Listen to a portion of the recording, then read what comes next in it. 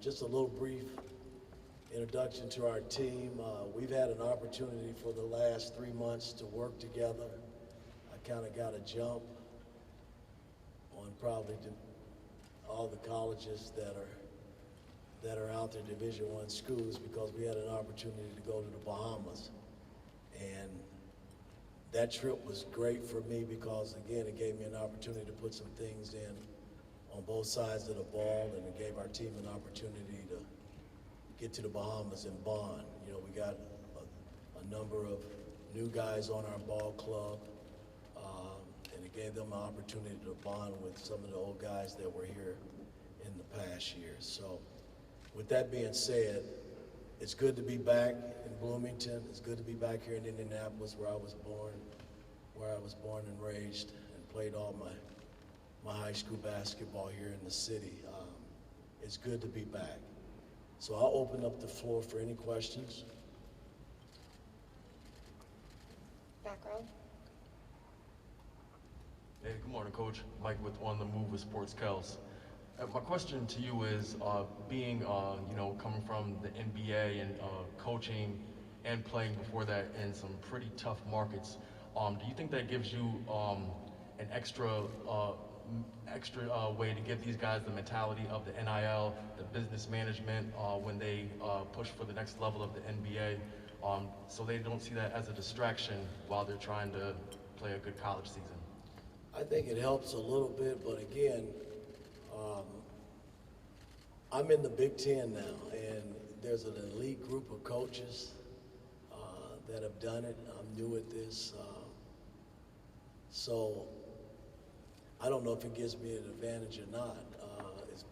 I spent all my life in the NBA, and a lot of the players that you recruit are trying to get to the next level, and now with the NIL and the portal, things change now, I think, in the college game of basketball. And I think we as a university, we got to be on top of that in terms of how we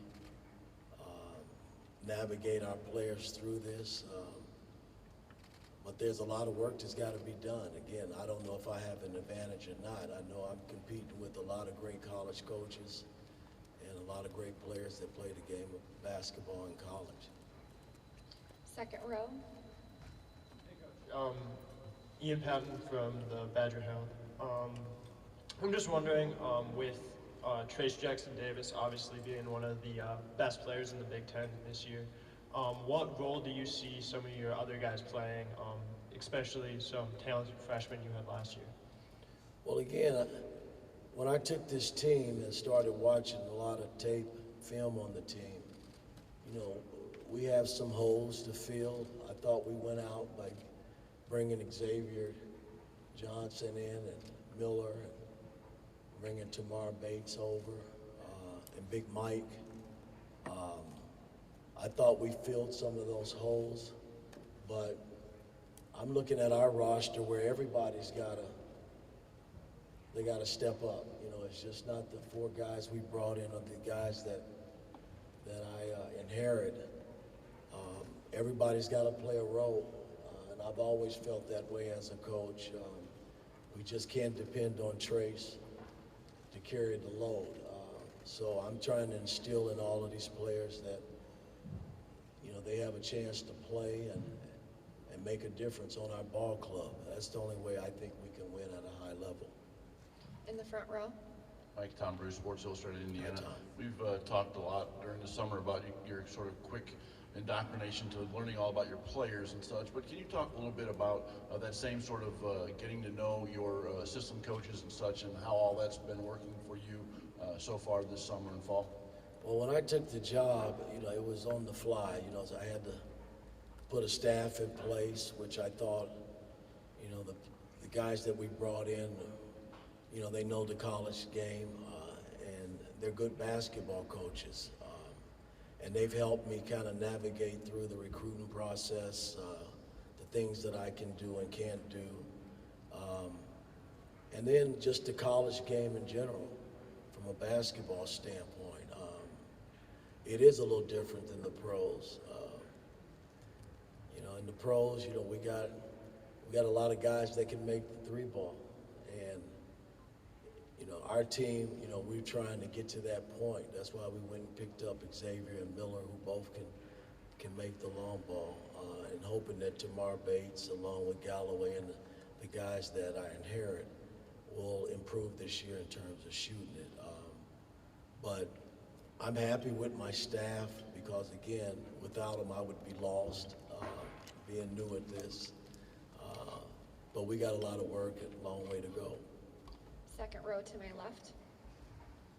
Hey, Mike, Dustin DePierac, Bloomington Herald-Times, over here on your left. How have you seen Rob Finney evolve since you've had him? And how is he a different player, and what are things he does differently now than what you saw from him on film and what you saw from him when you got started? Well, again, I try to evaluate players based on them dealing with me now, and I can't look back in the past and look at the things Rob has done and hasn't done. For me, he's been a treat. I think he's been one of the most bright spots, you know, over the last 3 months in terms of running our ball club and getting things done on both sides of the floor. My problem with Rob is I just got to get him to shoot more.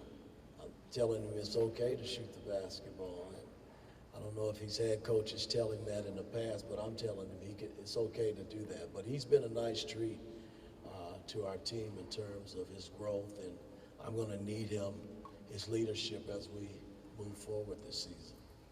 We have time for one last question in the third row.